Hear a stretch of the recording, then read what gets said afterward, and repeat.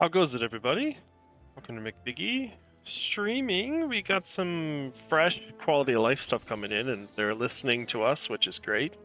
I've wanted this background auto fight feature because it's been in other gotcha games, and I was kind of wondering if they were going to do it when I saw them implement the power save thing.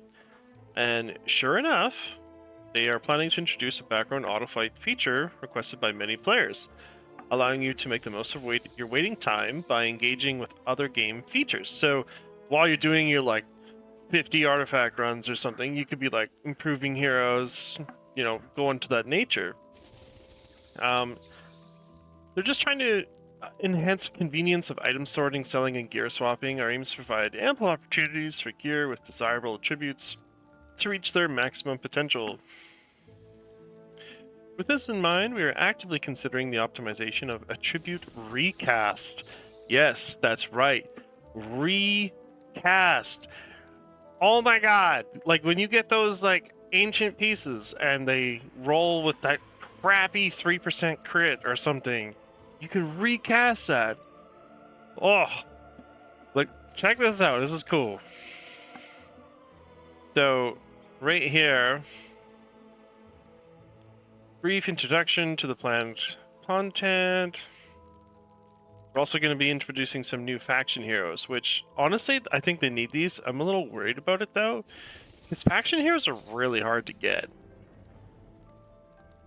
I mean, unless they make it a bit easier, but I mean, like their models, the artwork in this game is phenomenal. Like they knock it out of the park all the time. Like, look at this. Who wouldn't want this dude just because of how he looks, or her? Like, do you know what I mean? And like these guys are all in development right now, and then we have some new skins coming out. And since Wrath is free after playing for 2 weeks, you get them for free. I hope that this becomes like, here you go. I'm pretty sure that they're going to just do like a, this is for you, this is free. Considering you can fuse Abomination. Mari, I don't believe you can fuse, but most people do have her. She's not too hard. She's a 4-star to get. No, you get her. Yeah, sorry. You get her like with Wrath. So essentially, these heroes are all given, well, 2 are given to you, and Abomination you can fuse. So, yeah. By the way, Abomination is amazing. Wrath is also amazing. Mari is not a DPSer, she's a CC, but she's very good. She helps. Like if you're undergeared for a stage and you need to like just that extra bit of DPS, her slows and her CCs can help that. But so yeah, we also have the Guild War coming in.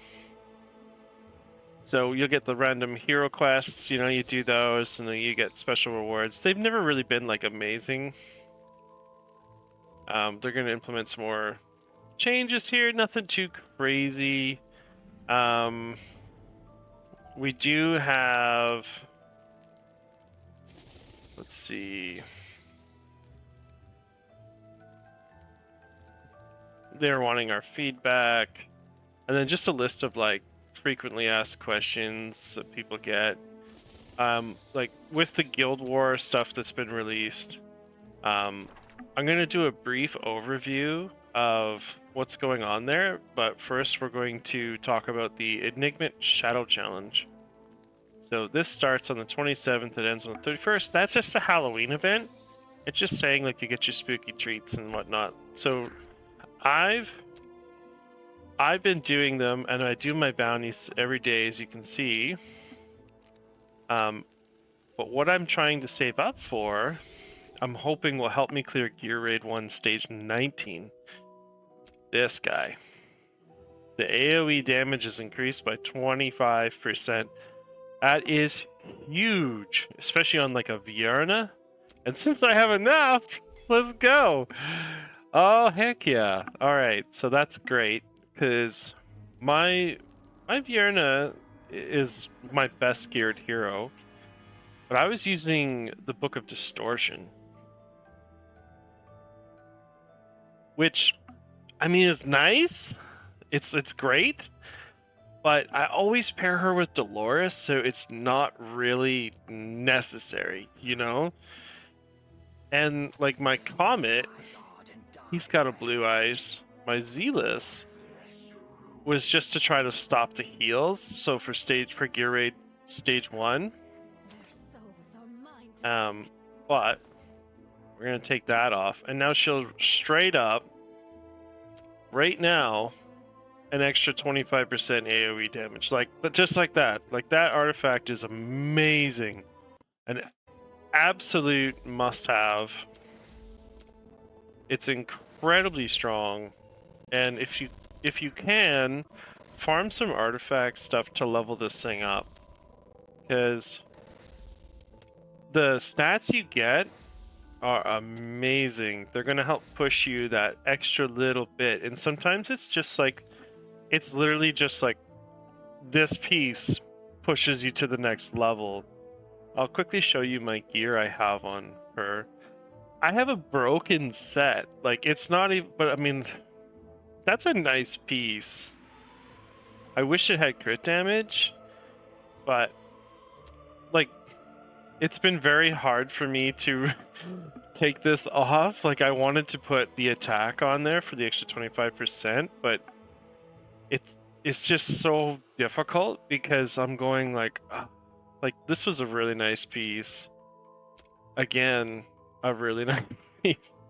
Do you know what I mean? But they're not like, I think that they are not like out of the question. Like, it's not something that, you know, like, this is the difference between an ancient and a non-ancient. Like, it's there, it matters, but it's not like, I mean, I would love this on my VR, and I probably should consider doing that, but then I was, you know, I already got a good attack, this one here, and I don't have like an amazing, you know, something to put in there like crit damage or something to that nature. So, but yeah, so that's my Viarna. I use her in Gear Raid 2.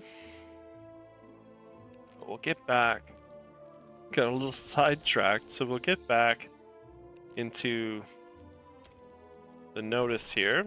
So the Guild Wars system is you against a PvE wave that another player set up. So on the Forerunner server, it was a little interesting because you would always be like, oh, like, how do I progress it? But you can see here, this is how you progress it. So being in a guild that's active, it actually matters a lot, and this is unlocked by your guild members participating in guild, like the guild boss, the guild war, and then doing their daily quests, and you will slowly unlock all of this. And you can see that basically by guild level 6 you'll be all set. And so that's kind of like the goal, I would say, that most guilds should set for themselves, because then you can get access to this beauty right here, which I clearly don't have at the moment. But yeah, that helps you find access points to Ragnarok, which is a phenomenal artifact too for like Zillitul, Wrath, any like really heavy hitter fighters. And then Blood Drinker is useful for rangers that you want to kind of try to solo lane. But here's the kicker. I think some people are sleeping on some stuff here that I personally have been enjoying trying to break free in Gear Raid 3. Ezrin, fairly unused, not really that amazing. However, like Idril, his heal can heal the whole map. Yes, it's one person at a time, but if you load him with attack speed, then he'll get him out way quicker. He is an attack-based healer, so like I don't even have much attack speed on mine. Like if you look, I'm only plus 34. So the more attack speed I can put on this guy, the better. And his gear is not great, but he does like a really good job. So, getting sidetracked again. It's probably my ADHD or something. Who knows? But the really neat part about this whole event, I'll show you my teams that I have right now. So the teams that I'm using, like our guild is not, it's only level 4, so like we're slowly getting there. But you'll see in here, we're in the battle phase. I guess I missed signing up for it. But like these are the guys I'm using right now, and they do have attributes, so like fighter, these guys are just runners, so I usually put fighters with them. And all you'll do is like, this is a healing one, so you'll go to affiliate, you'll click in here, and it'll kind of give you an idea, and you try to put your strongest fighters in there. And then when the deployments go, you pick and choose who you're going up against. So you know if you're going up against a tank with a healer, maybe don't send your fighters, send another tank and then send rangers in behind, kind of thing, and then try to get like swarm them, right? These guys will swarm them and then they'll bypass the tank, and you just keep kind of progressing that way. So when I have my next battle, I will make a video on that portion of it. I just got really busy over the weekend and wasn't able to get on as much as I had hoped. Getting ready for winter here in Canada, so but yeah, I'm gonna quickly do another overview of just who I think are some of my MVPs. So Sadie is very good, limited use though. And honestly, that's why I really like Ezreal. He's starting to become one of my favorite healers because much like Idril, her ultimate can hit everything on the map. And if you pair her with an Idril's Gaze, now you can see mine's only at 13, but you can get this up to 40% or higher, which like if you start having some really good gear, like I have some really good gear, like this is a really nice piece. This is a really nice piece. And this is a really nice piece. So you can see like I have pretty good gear on her, and her attack speed, look at that, with crit and crit damage. So I feel like I've done a pretty good job. She's Awakened 4, and then one of the which gave me an extra bit of speed, which helped. But Awakened 3, this gives you 5% of all your allies' rage caps back, which is so important.